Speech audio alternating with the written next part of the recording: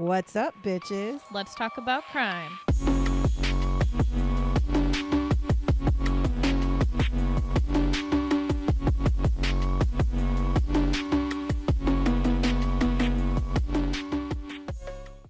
What's up, bitches? Hello. We're here for another episode of All Things True Crime. This episode that we're going to be talking about, I have not told Sierra anything about it because it is an episode that I myself did not think I was going to do. However, I think that this is a very different episode than we've ever done. And maybe it will be one that it'll be a different type of episode. We'll never do another one. Although I would hope in the future we do more kind of like this. But I think it's going to be controversial. I think it's going to be controversial. That's all I'm going to say. Okay. Anything we need to talk about or say or anything before we get into this episode? Nope. Okay. So then we're just going to get right into what we are talking about. So what we are talking about is a man named Jamel Hatcher. Now this is a thing. Something happened in the year 2005 in Maple Heights, Ohio. Jamel Hatcher shoots and kills his girlfriend. And he also leaves behind their child in the apartment after he kills his girlfriend. So that's kind of like what we're doing. What a winner. So Jamel Dantes Hatcher was born March 21st, 1986 in Cleveland, Ohio. And he grew up in a pretty rough area of Cleveland. He said himself that growing up where he lived was in a place where you had to constantly look over your shoulder because if you didn't, you would get a chance of getting jumped or getting beat up or getting hurt or shot. And he also said that if you went too far up one block or went too far over, too far down the street, you could literally run into big time problems there. So whatever part of Cleveland he lives in, and obviously not all Cleveland is like this, but whatever part of Cleveland, Ohio he lived in had a very high, I don't want to say gang because he didn't actually use the word gangs, but that's kind of what it sounds like to me. It sounds like kind of high crime rate. It had a very high crime rate and it had a lot of drugs and alcohol and things like that going on. So that's where he grew up, which everybody should know by now that I am 100% a believer in your product. You are a product of your environment. So I'm going to put that out there. Now, he even stated that his first real memory of real solid memory that he has is that his mother had left him at a crack house when he was 5 years old. Now, based off of what I could find and figure out I don't think his mom left him there for good. I think she had to go to work. And I think the crack house was the babysitter. I think the drug dealer, the crack dealer was his babysitter. And so his mom had left because it sounds like she left them overnight. As if she had to go to work or something. So he said that was his first memory is his mom actually left him. He was 5 years old and she left him and his brother at this crack house. And he said, that is the day that I became an adult. So at 5 years old. Now, what he says is that his brother and him were playing around at this house and the person, the drug dealer in the home, told them to shut up. And the way that he shut them up was by putting a gun in Jamel's mouth and telling them to shut up. Now, he also goes on to tell that he tells his mother the next day about this incident, about how this person put a gun in his mouth, to which his mom says, what do you want me to do? He's got the gun. So when you hear that, just that in particular, that'll give you just an idea of maybe not necessarily his home life, but just the area. It gives you the picture. It really, it does. It gives you an idea of where he lived, how he grew up. Now, Jamel also talks about how he started to realize after these incidences that guns have power. Guns mean power. In his life, people who have guns have power.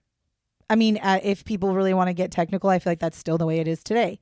People use guns as a power move. Now, still at the age of 5, Jamel actually is playing with his mother's boyfriend's gun inside of their home, and it goes off and he actually accidentally shoots his brother. Now, his brother does not die, and his brother is his younger brother. His brother does not die. And side note, I know nothing about his brother other than the fact that his brother grew up to be a police officer. Isn't that crazy? Like his brother grew up to be a police officer. That's and like, dope. yeah, right. That's what I'm saying. Like these are the good stories, right? Not everybody who grows up in a bad environment. Clearly not all of them. become bad, and sometimes that doesn't always work out. Now, his mother actually is brought up on child endangerment charges because of this, and she spends 1 year in jail. Now, during that time, Jamel is sent to a foster home, and his first foster home was not a good foster home, like abusive, right? Now, he is sent to a different foster home a little later, and that foster home actually ends up being a really good one for him. They're supportive and they're, good foster parents. And then finally, his grandmother actually steps into the picture, and she raises him and his brother. Now, throughout his younger years and into his early teen years, he was extremely gifted at writing, and he found that out. Like as he kind of grew into himself, he found out that he's really good at writing, and he actually wanted to pursue a career in poetry. And he even considered, like, if I can't cut it in poetry, maybe I can become something important in the music industry, which makes sense. Poetry, songwriters, that kind of stuff. But he's very gifted when it comes to writing in general. And it sounds like, seriously, it sounds almost like in his younger years, his grandmother and whoever else was in his life was pretty supportive. And he wasn't he wasn't really into a lot of bad stuff in his younger years. However, this is an unfortunate tale that happens way too often. By the age of 14, Jamel is smoking and drinking, and he is also put on prescription medication for ADHD. He was put on Adderall and Ritalin. I don't think at the same time. I think they were at two different times, but they were different, medications that are prescribed to people with like ADHD. He also got involved in things like drug dealing to make money, because that's what he was surrounded by. And he got into some definite street activities. And I mean this, like, this is one of those times where this person is a product of his environment 100%, because his younger years in the environment he was raised in when he was in a good foster home and when he was with his grandmother was okay. But when he got to that age, middle school, of course, which is like the fucking worst time ever, he transitions because he goes towards what's surrounding him, which is gang affiliation and people drugs, you go to, school or not school, but exactly. That he was associate with, and he was in some shit. Now, around 17 years old, Jamel meets Danielle Boone. Now, she was described as a ray of sunshine and positivity. She was literally the complete opposite of Jamel. He actually says that he could sense when he was with her that things were going to be okay for himself. Like he said, she just always brought this light where it was like, you're going to be fine. Like things are going to work out. Now, Danielle, she sang in the Singing Angels Choir in Cleveland. She played viola in school. She ran track. She is described as having compassion, being loving, very funny, and everybody loved her. She was also raised by her grandparents starting around the age of 2 years old. Now, Jamel himself says, like, she came from a good background. She had a good background. She had good support systems. She lived in a better area, just all around better life chances, I guess. Now, the two of them start dating, and really Danielle, because she came from a different background, she had her head on straight. She came from a good background, so already right there, that gives you a leg up. But she had her head on straight. She wasn't into drugs. She wasn't into drinking. She really didn't get into any trouble at all. And Jamel said that because of her, he actually started to change who he was as well, because he wanted to hang out with her and be around her, and she didn't hang out with the people he did. So it kind of forced him to stop right. and doing those things. Right. And after about a year of knowing each other, they move into an apartment together, and things really begin to change for Jamel. Danielle was extremely supportive of Jamel and like all of his creative journeys, all of his writing, any artistic things he was doing. And he actually changed his views on life. And he literally was like, because of her, I genuinely felt like I could accomplish anything I put my mind to, because she literally told me I could. Now, he started to focus on just building a life for him and Danielle together. And Jamel actually ends up attending a local community college to obtain his diploma. And he literally spends all of his time focusing on their relationship. Now, at the age of 18, Jamel and Danielle find out that she's pregnant. And in April of 2005, they welcome their baby girl, Chyanne Hatcher, into the world. However, while she's pregnant and after the baby comes into the world, life gets tough. Children do that. When a baby comes into the picture, life is hard. Before a baby comes into a picture, life is hard because you have to get things. I mean, just monetarily wise, you have to get things for this baby. Hormonally wise, emotionally wise, you have these two young people, and I speak from experience on this. I was going to say, you were 18, 19 exactly. when you had me. So I speak from experience on when you have an 18-year-old girl who is pregnant and her body is changing and she's trying to have a baby or trying to get herself ready to have a baby. She's looking at her boyfriend who also is trying to like navigate how they're going to become parents, and they're just barely 18 years old. And then on top of it, the finances, if you don't have a good supportive like system, whether like in my case, my family was supportive. They let me live with them. It's not like I didn't get kicked out. There are far too many girls in this world that I hear of that get kicked out when they get pregnant, which blows my mind. I don't understand how you could look at your daughter and do that. But you having a strong support system is really important, because when you fall, because you will fall because you're 18, if there is nobody there to pick you up, you're not going to survive it. So and it's not that they didn't have support. That's not it. But they were living on their own in their own apartment and trying to get their life together. And then they have this baby and it's just like, okay, times are getting really tough. So money is not stretching as far as it should be. Life is really hard. Frustrations are high. You probably are arguing a lot because of money in general, but also you have this girl who is, I don't know how to say it. Like she's straight and narrow. Like she's here, she has a baby, she's ready to take on the responsibility. And then she has this boyfriend who also is changing, but now it's like, there's a lot of pressure on him and he's just like, fuck, I don't know if I can do this type thing. And so I'm sure they argue, and I'm sure there was a lot of things like that. So what ends up happening is Jamel ends up going back into the streets to find ways to make extra money, i.e. mostly selling drugs. So he goes back in, starts hanging out with like his old group of people, starts selling drugs, bringing in money. Well, when you sell drugs, for those of you that don't know, if you sell drugs, most likely you surround yourself with people who are going to buy drugs from you. But also there's like a certain group of people that hang out that are all like, they either are drug addicts or you sell drugs, or some do both, right? Well, that's what happens. So the baby's born and he is now fully back into slanging the dope, doing the thing. And he's got people coming to their house to hang out with them. And she's just kind of doing what she needs to do. So on May 5th, 2005, this is 1 month after their daughter is born. So please keep that in mind. Jamel and some of his friends are hanging out at their apartment, and they had been high. They had been drinking, hanging out. His friends leave. Well, after his friends leave, I don't have any idea why he wanted to find this certain specific gun, but he had a specific gun that he wanted to find after his friends left. So he starts looking through this house because he can't find this gun. And he's just like, what the fuck? I mean, he's searching everywhere. And he begins to get mad because he's like, what the fuck? He's pretty sure one of his friends stole the gun. So I don't know if it was one of those, like the gun was out at some point and then he didn't see it anymore. And so now all of a sudden he's looking for it. I don't know if he was paranoid because he was high. I have no idea.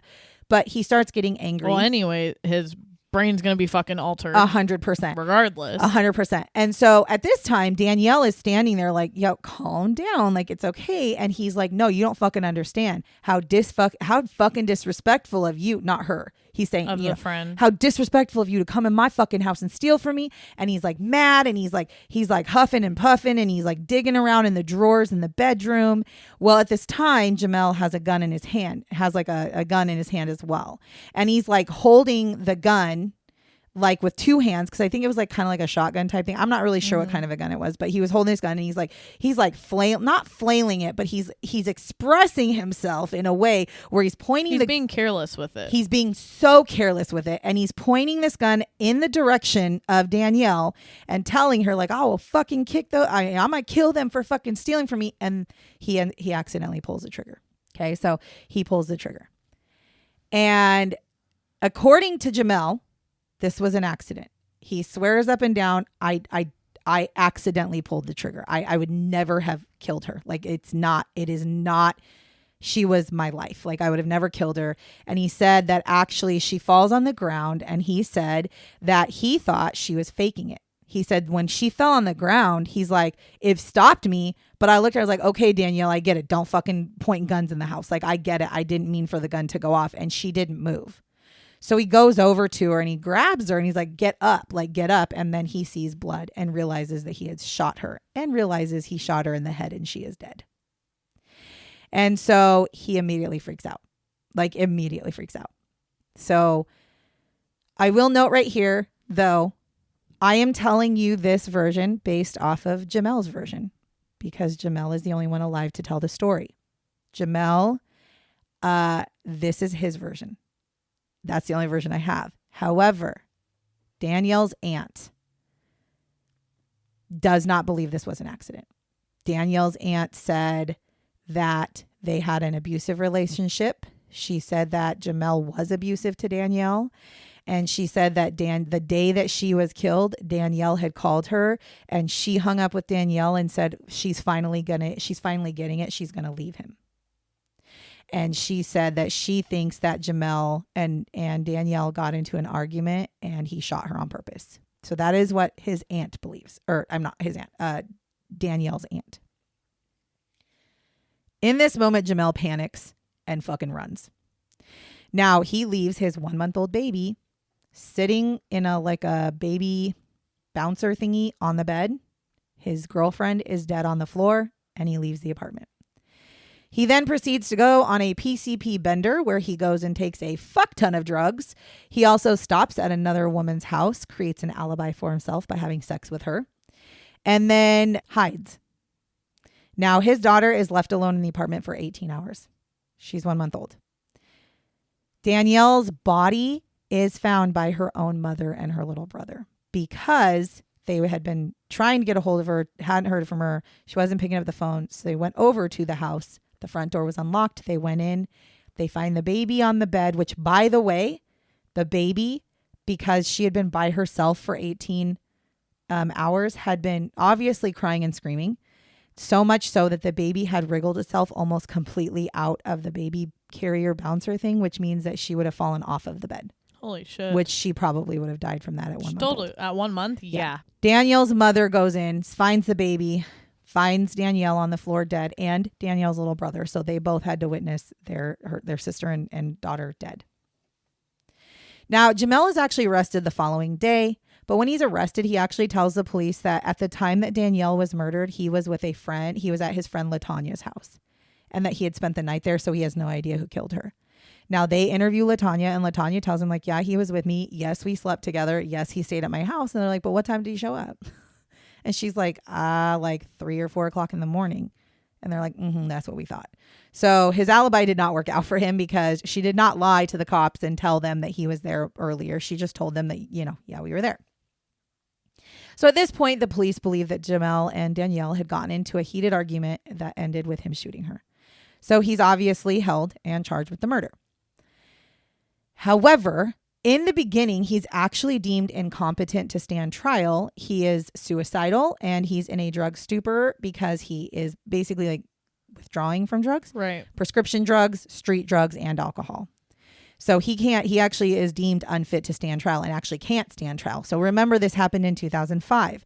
So on February 22nd, 2008 is when he's finally able to stand trial. So it took them 3 years. Sometimes that's legalities, but the first part of it, he was actually in a psychiatric facility. Now, Jamel finally does get brought up on these charges and charged or whatever. And he actually pleads guilty to involuntary manslaughter. Now, this was literally to avoid a trial, and it also gave him a reduced sentence, obviously. He is sentenced to 20 years in prison. So he gets 20 years in prison. Now, typically this is about the time where I would tell you like they're still in prison or they've gotten out or whatever, but this is not where this story ends, and this is why this one's so very different. So please be ready. I'm kind of nervous to do this because I'm really afraid of people's reactions, honestly. And I don't know why, because I mean, I care what you guys think, but I know how I feel personally about this. So in 2010, Jamel decides, after being in prison for 5 years, he decides, I need to change my life for myself, for my daughter. He actually said that he like had an epiphany in jail, because I don't know jail culture because I've never been in jail. I just know what I've learned and researched. And from statistically speaking, when you go to prison, not like county jail, I'm talking like prison. So when you're in prison, there's typically like, there's a way of life in there. And a lot of jails, you literally have to align yourself with somebody when you go in there. You have to find a group, a gang, if you will, that you run with, because you can't just sit there with your head down, because then they're just going to pick on you. And that's accurate. So you got to pick a side, basically. And so that's what Jamel did when he first went in prison. He found a group, a clique of people that he knew would have his back, that he would have their back. Well, that group that he was with also they're very big into drugs, and people always like, you can't have drugs in prison. Yes, the fuck you can. It's probably easier to get drugs in prison than it is out on the streets. So he spent the first 5 years hanging out with this clique that he had, his little clique, and basically being high all day long. And he said that he was sitting in his cell and he was listening to music, which also crazy to me, because I'm like, I don't even know prisoners got to listen to music. That's just weird, but okay. Listening to music, sitting in his cell high as fuck, and he's listening to the Eminem, his rehab album. And he's like, there's a part where Eminem comes out and it's basically Haley saying like something about dad don't die or something like that. Okay. And he said, in that moment, I felt like my daughter was talking to me. I mean, I'm sure the drugs had a lot to do with it. I'm not going to lie. Yeah. And so he said in that moment, he was like, that's, what if I'm not here for my daughter? Because I got 20 years. He was 18 when it happened. He was 21 when he got sentenced, because he had waited 3 years. 3 years. Yes. So he basically would be out of jail at the age of 41. He still has I'm older than 41 and I still have a lot of life left, right? Like, you're not dead at 40. And so I think in his brain, he was like, I could actually get out of here. And, if I do this right, I can get out of here. I might have a relationship with my daughter and I might be able to like change my life, right? He also said he got to a point where he looked at himself. He's like, I don't fucking know who I am anymore. Like, that was just it. So he hits this point while he's in prison, and he actually decides that he's going to get sober and he's going to change the outcome of his life. Now, he reaches out to Danielle's grandparents because they raised her since the age of 2. My honest opinion, I don't know how I would feel if my daughter's murderer sent me a letter and told me how sorry they were and told me all the things they wanted to do with their life. I don't know how I'd feel about that. However, they were willing to communicate. They were willing to at least hear him out. And they actually began talking pretty regularly. They would talk via phone. They would talk via Zoom. They would talk or whatever they do. Danielle's grandmother would send books and stuff to Jamel in jail, and then he would read them, and then they would talk about the books. A lot of them, I think, had to do with the Bible, God and stuff like that. Jamel also begins to study things like cognitive behavioral therapy. And he also, with the help of Mr. and Mrs. Jenkins, which is Danielle's grandparents, with the help of them, he actually created a program for inmates to teach them about toxic masculinity, communication, and problem solving. And his reason for doing that is he said that as he started to read like cognitive behavioral therapy and stuff like that, he realized that a lot of people who are from maybe some tougher areas, they do suffer from a toxic masculinity, thinking that a man's man, you got to be tough. You got to do this. You don't talk about your problems. Men don't cry. You don't talk about your feelings. Exactly. And so he was like, I needed to change that culture because a lot of these men in prison have the same upbringing that I do. So he creates this class basically that he asked, could we put this into, the the jail system or into the prison system, and they allowed him to do this class. And it was to help them learn how to problem solve and communicate without being like overly whatever. I mean, whatever, how to properly, I guess, do it, which I'm all for that because I'm a big talker. I'm a big talker. Now, he called this the Danielle Project. About 200 inmates actually went through that class. Damn. And they learned how to solve problems in ways that they never knew they were capable of doing, and they never realized was an option for them. So he actually helped like 200 inmates. He also went on and completed intensive outpatient program for chemical dependency. So that for those of you that don't know, that's drug addiction. Mm-hmm. He also trained to be a chemical dependency counselor's assistant, which I think is one of the best. I think some of the best drug counselors out there are ex-drug addicts. I mean, that would make sense because they know firsthand experience. 100%. I'm going to blanket statement that when I was going through college, they were, you like pick what kind of counselor you're going to be. And I wanted to be a marriage and family counselor with an emphasis and I was trying to choose between drug addiction and youth counseling. And I chose to do youth counseling because I was talking to people within like my cohort of people that were psychology majors too. And they were talking about how drug counseling is one of the harder ones because you will have people come to you who are addicted to drugs, and all it's going to take is for them to be like, well, you don't understand what it's like.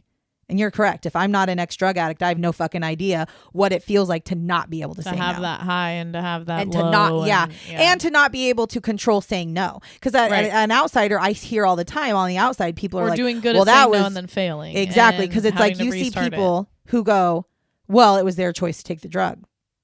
Yeah, it was. However, drug addiction is typically self-medication. So there's always more to it. And unless you're an ex-drug addict, you probably don't understand it as well. So I think for him, that's a good idea.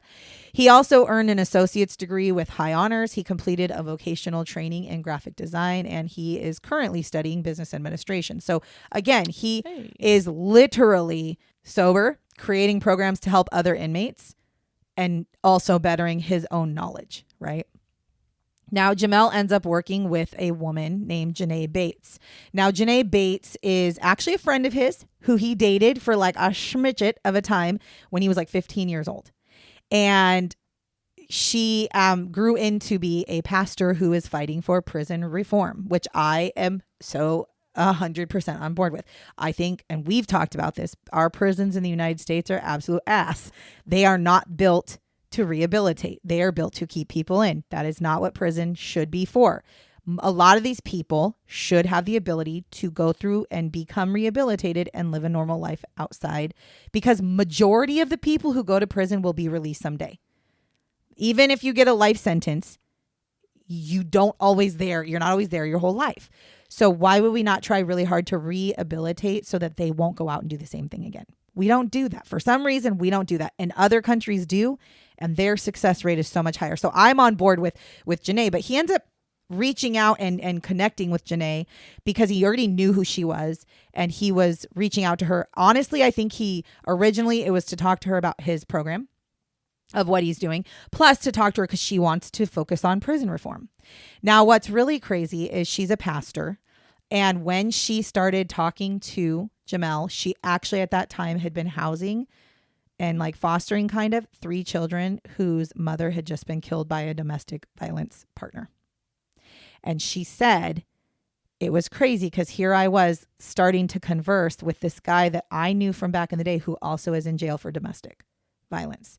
And she goes, and I just in my brain kept thinking, this is a sign from God that I need, because he wants to change. He wants to help change.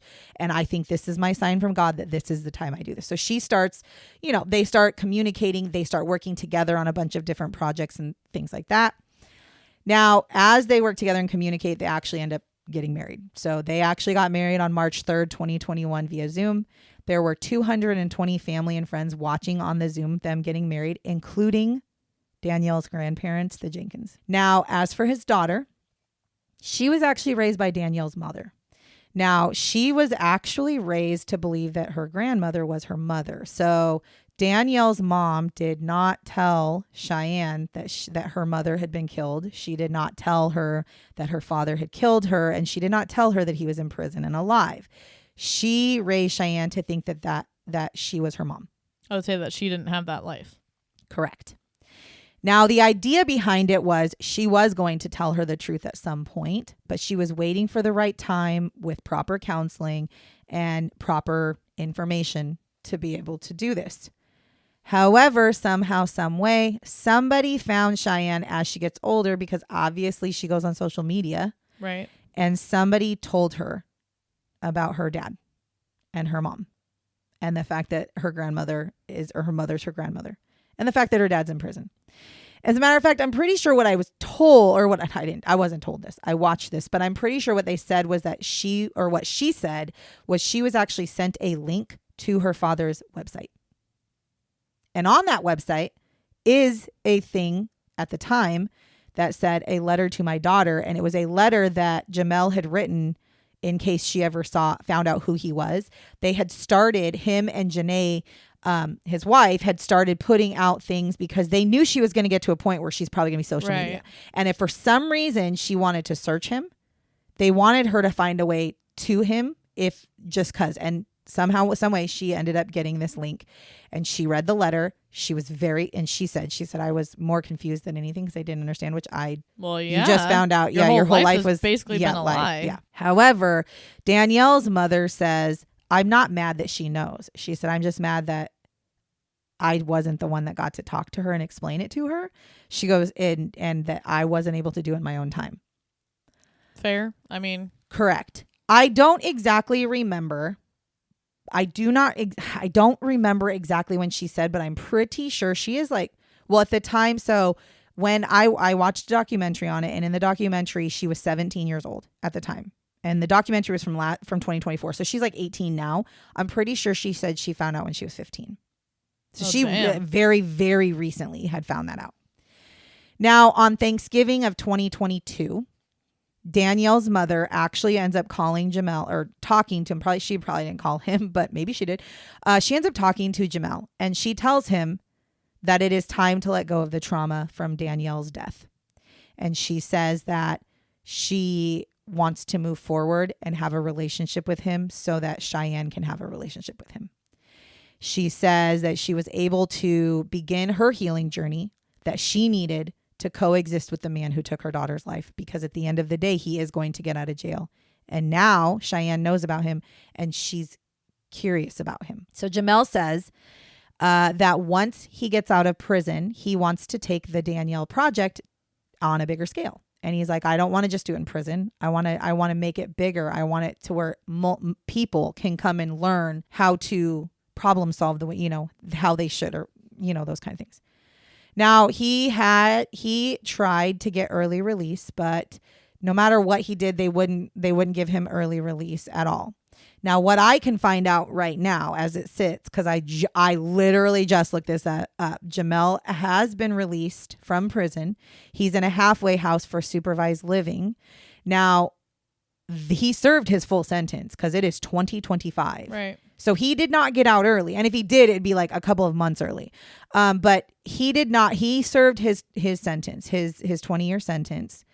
And he's out in a supervised living halfway house. Typically, from my knowledge. Which is weird because I thought he would have gone with the spouse. So typically when you get out of jail like that, and maybe, because when you think about it, he did. That must have been early because he wasn't actually, I forgot. This happened in 2005, but he wasn't sentenced till 2008. So he didn't actually. Oh. But I mean, he was in jail. But he was in jail, but he was in a mental facility in jail or whatever. So maybe they gave him time. Yeah. But when you still think about it though, this happened in May. So if anything, he may have gotten a couple of months early release. But because we're in May. But because he had a plea deal, right? And he did whatever he did. Maybe part of his condition of his release was that he goes to a halfway house. I know a lot of times when people get out of prison, they don't just get out of, if they have probation or whatever, which maybe that's what he has. It showed on his record that he has 6 months of supervised living. So that means for the next 6 months, he has to live in a halfway house, basically, with supervised living. And it means he can go do jobs and stuff, but he has to live in this home instead. And so he's doing that, at least from what I can tell. I'm going to say this. Okay, this is one of those stories that I feel could be looked at either way. So he could have killed Danielle in cold blood after a fight, 100%, because we only have his word to take for it. He could also accidentally have shot her. And that's a fucking fact. Guns go off all the time for random thing, not random. When people are holding weapons, if you're not ridiculously careful, yeah, you can accidentally pull a trigger. Yes, you can accidentally shoot somebody. It happens all the time. Now, either way, one of the things that I found was that he was able to do the one thing that I personally have found most inmates do not do. That is, he was able to accept responsibility for his crime. He was able to explain what happened without using excuses. And he was finding a way to better himself through prison programs, using the ability for rehabilitation. So he did all the things that in my mind, if you are somebody who really is trying to make a difference, that's what you got to do. And no time in the beginning, to be fair, in the beginning, yes, he lied and he ran and he hid. However, when I watched the documentary I watched was again from 2024, they actually asked him those questions. Well, if it was an accident, why did you run? And his response was not, well, like he didn't have some bullshit thing. He said, I ran because I was a dumb fucking kid that was high as fuck on PCP and out of my fucking mind. And probably scared. Of course he was scared. And then they said, well, why would you go to LaTanya's house and have sex with her? And he goes, I swear on everything. He goes, I know I went to her house, but I do not ever remember having sex with her. He goes, and to be fair, I am not somebody who's ever done drugs. However, I have partied my ass off sometimes. And I'll tell you, there are times where I wake up and have no fucking idea what I did the night before. So that is very possible. He was drunk and high. That is very possible. And then when he was asked, but you left your fucking 1-month-old baby by herself in a house. And he said, that is because when I was sitting in my apartment contemplating what to do, I heard sirens. And I thought the cops were coming to my house because of the gunshot. And I ran and I thought, well, they'll find her in just a few minutes anyways. Lo and behold, the cops never showed up until fucking Danielle's mom showed up. So he didn't know that the cops weren't on. He thought somebody called the cops on the gunshot. But he's not giving excuses. And he says, when he's confronted with these things, he says, I can't go back and fix the past. I can't change it. And he's like, the only thing I can do is make it to where Danielle did not die in vain. He's like, I can only make it to where I can take what she gave me, which was hope, which was life, which was encouragement. And I can take what she stood for and try to change it and try to teach people that rehabilitation is possible. That we can come back from really bad, fucking awful, terrible mistakes. But again, accepting responsibility, because I will say the documentary that I'm referencing to, if any of you want to know, is called I Am a Killer, and it is on Netflix. And the thing about the I Am the Killer on the Netflix, it's like 5 or 6 seasons. And the murderer that we watched literally right before him, because we were like binge watching it, your dad and I were, he was a guy who all you heard was excuse after excuse after excuse. And his excuses were, well, because he was Native American. And he's like, well, my tribe has 100-year or 1,000-year problem with the other tribe. And they didn't like me because I'm my tribe. And it was like, no, sir, you fucking made the choice to murder somebody. And you never once said, like, I feel bad I killed him. I shouldn't have killed him. You sit there and say, well, they fucking forced my hand. Like, it's a very different. Jamel is a very different person. So my overall view is that he is the kind of person that you literally have to wait and see if it worked out. In the real world, with the amount of support and knowledge that he has around him, I do believe that he actually can succeed in that. I will also say that currently as it sits right now, so Danielle's grandparents, along with Chyanne, his daughter, and Danielle's mother, they all went and visited him in jail. They have pictures with him. I think it was at Christmas time. They all have relationships. They all have a relationship, all of them. And they're working through it in their own way. But the fact that Danielle's family has been able to, maybe not forgive, but I'm assuming forgive. They just will never forget what happened. But they've been able to forgive him and move forward with him. In my mind, that's a sign that we all should be on that same page. Like, we should all take a cue from the people who this directly affected. Danielle's grandmother, one of the things that she had said in the documentary was, it's really hard to believe. It was always really hard to believe that he killed her just because he wanted to, because he loved her so much. And we all knew that. See, and that's how I kind of lean towards that. Okay. Which I didn't know. I didn't know how you were going to, I didn't know how you were going to feel about this. I don't really, it's not that I don't believe the aunt, but like, well, I think she's mad. Well, I think she's mad. Listen, but sir. Also on top of that, like if his grandparents and mom, or if her grandparents and mom, right, are willing to, you know, I'm forgive. sure. I'm sorry, but I feel like they would specifically know. When I watched, maybe not. No, but when I watched the documentary, I definitely think the reason that Danielle's mom is willing to do this in the beginning was for Chyanne. Because Chyanne wanted to know who her dad was. She had, like I said, he wrote a note, a letter to her that explained everything.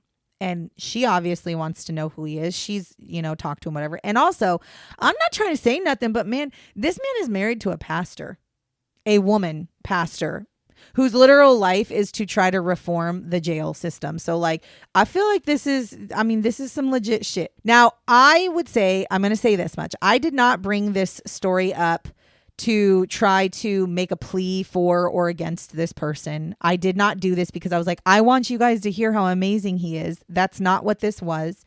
I did it because this is where I'm showing you that if prison is done correctly with the right tools and the right support, this person is the type of person you might see come out of jail. Many people can achieve exactly what this man is doing. They can do it if they have the right support and the right tools. Now, I highly encourage you, honestly, if you're at all interested, to look up Jamel Hatcher. And I want you to form your own opinions. I even at one point during the documentary, I looked at my husband, I looked at your dad, and I said, this is one of those cases that even though I would hate somebody for killing my daughter, absolute despise. This is one of those situations where I'm like, I can see how I would. You can see where the forgiveness I could see, exactly. I can see why there's ones that somebody have done 100%. That it's like they don't do shit, yep. Or they're just a good noble prisoner, and that's about all they do. And then they forgive, and it's like, what the fuck? Well, like, and it's something is different. He's actually doing something about it. He's so trying something to make is different, exactly, from personal experience. Exactly, and what I think I appreciate the most is because he decided to get sober in 2010. He has now been sober. So it's 2025. He's been sober for 15 years. He was still deciding to do that shit. Yes, exactly. He wasn't doing this shit high. It wasn't he was doing this because ideas. In his real mental capacity brain, he was like, this is the person I want to be. And he even says, like, going to prison and doing the stuff that I've done, I've been able to figure out who I really want to be and who I should be. And I'm trying to get there. And that's what I'm pushing for. And so it's like for him to do all those things and then to, again, have a lot of support, to have her family be supportive of him. And again, if you watch the episode, what's crazy is I watched the episode and I was like, okay, like I feel like that guy is going to get out of prison and do big things. I really do. I think he's going to be one of those success stories where it's like, I went to prison for 20 years for killing my girlfriend, because he never once said I didn't do it. I mean, he did in the beginning, obviously, but now he now says like, it was a complete accident. I did do it. I did shoot her. I was irresponsible. And he did say, by the way, in response to the aunt saying that he was abusive, he said, I was abusive to her. He said, I did not physically beat her. He said, but I was absolutely emotionally abusive. I absolutely was verbally abusive. He said, and I, on many occasions, would grab her and throw her on the bed or hold her down. And he admits to that. And again, that's the difference, right? That's the difference. He could have looked at the aunt, or in this, you don't look at him. He got to hear. So in this episode, in these shows, he got to hear what the aunt said about him. Mm-hmm. And he sits there, and instead of immediately going on the defense, which is what most people do, he was like, he said, I understand. I understand why she's mad. She's angry. I understand. I was like this. This is what it is, but I would never have killed her. So either he's a really good fucking liar, which I don't believe, or he really is just one of those people who has changed his life. Yeah. And this is an unfortunate circumstance that made him change his life. So like I said, I highly encourage you to look for this and watch it. Now, I will say this. He did the time for the crime he committed. He did. So now it is his turn to prove if what he's saying is true. And honestly, only time will tell. But this is probably one of the only times you're ever going to fucking hear me say this. So mark this shit, lock it away in your memories, and know that I'll probably never say this again. However, I really hope for the sake of him, the families, all the families involved, I really hope the best for him and what his future comes, what his wife and him do, and what him and his daughter do. I really hope the best, and I hope that Jamel soars higher than he ever could have soared, because he's doing the thing that I truly believe in, which is shit happens, right? Mistakes happen. It's owning your mistakes. It is saying, oh, I fucked up. I need to fix this. And it is doing something to fix it. And he's doing all those things. And I hope that he ends up being a really good dad to his daughter. And I hope they have a good relationship. And I hope that this ends up being a story that people can look at and go, okay, so it's not the end. Especially in a scenario like this where it's an accidental shooting. Obviously, if you're killing people in cold blood, I don't got nothing for you. I don't got nothing for you. However, really quick, if he killed her in cold blood because he was high as fuck, I think I still would feel the same way about him right now that I do, because he fucking has remorse. He's not trying to make excuses. He's just trying to make himself better. So, see, I don't know if I'd agree with that though. See, but again, you got it. If you watch the episode, you'll see this is on season, I think it's season 5 is where his episode is. And I've watched all the other seasons, and he is the only one so far out of all the I Am a Killers that I actually am like, I believe what he's saying is true. I think he really is extremely remorseful, and I do think he's going to make a change. And I think it's going to be for the better. And I think he's going to be the guy that you see who comes out and says, like, I was in prison for 20 years for killing my girlfriend. And he might not even, I don't even know if he'd go as far as to be like, oh, by the way, I was an accident. Like, I think he will just come out and say that and say, I was addicted to drugs. I was doing this. I was doing that. These are the things that I need to do. And here's how we're going to change this for you. So that in my mind, if he can get his program out into the world the way he wants to, he might actually be able to stop people from making mistakes. Mm-hmm. Not people like him, people like people who lose their temper, right? And abuse and all those things. He might actually be able to help people like that too. Yeah. He might be able to hone in and wrangle in some of the people who become extremely abusive because they don't know how to properly communicate or properly solve their problems or whatever. That's literally his goal.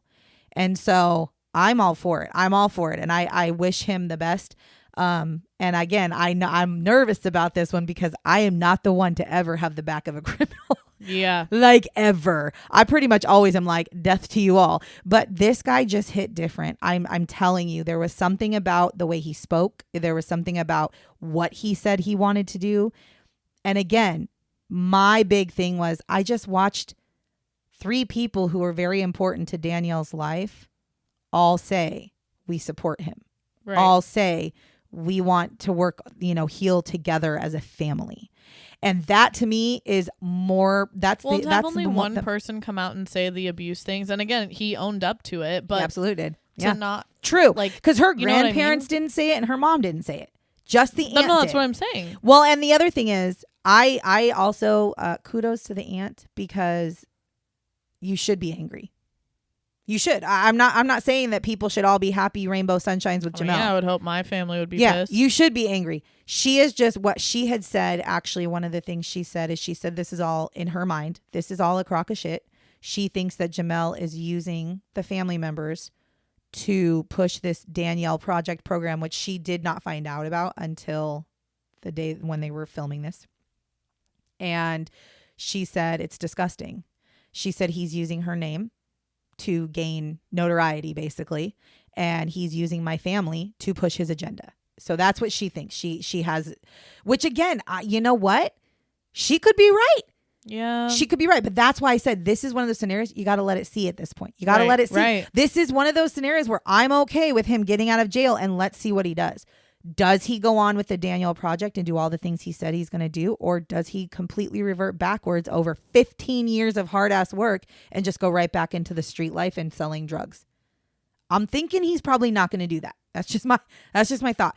But yeah, so it's definitely I don't know what's going to happen, but I was curious because I was like, oh man, like I was curious if Sierra over here would be like, fuck it. Nope. He doesn't deserve the forgiveness, but that you're on board with me. You feel like in this is one of those different scenarios where he deserves a chance to at least prove, or I guess that prove is not the right word. He deserves a chance to put the money where his mouth is. Right. Do the thing. And if you do the thing, I think then that speaks for itself. That was the story of Jamel Hatcher, the man who accidentally shot and killed his girlfriend, but has completely done a 180 and is trying to better himself. I don't know. I'm not a fucking psychic. But again, one more time, I reiterate, I'm not telling you this story because I think everybody should be pro Jamel. That's not what I'm saying. I'm telling this story because we tell a lot of shitty stories on here, and a lot of, and they're fucking horrific. And every single one of them ends with either the person got out of jail and then got sent back to jail, or they die in jail, or they're still in jail. And I thought this one was a little different because this one, it's not like a happy ending, but it's the happiest of ending you could give to a situation that this is.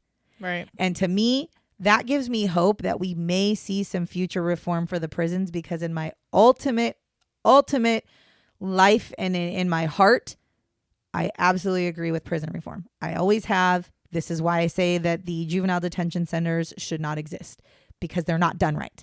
And so the fact that his wife is a proponent for that, and the fact that he is also helping try to push a prison reform and getting programs into prisons that will actually help people, that's all I want. Because not every person who goes to jail is a fucking awful person. Most of the people who go to jail make bad decisions. They're not bad people. They made bad choices. Actions have consequences. Actions, exactly. And again, Jamel paid for what said he did. or said actions. Yeah, and so he suffered the consequences, and here we are. So this is why I'm going to say to you, thank you for following us. Don't hate me for giving out this thing, because I know it sounds real weird, because it's not. I promise nobody, like, I'm not under duress. This was my choice to do this episode. It resonated with me in the weirdest fucking way that I literally watched the episode and was like, yeah, I'm doing this. I'm talking about this, because the shit just hit the way that it's like, yep, that's what I'm talking about. And it felt super like, yep, I need to say something about this person. Follow us on all the shit. You know the drill. Follow us. Make sure you're following us. If you like what you hear, we're here, whatever. And at this point, I'm just going to say thank you for listening to us about Jamel Hatcher. And just remember, make good choices and you won't go to prison. And that's it. Catch you on the flip side, bitches. Bye, bitches.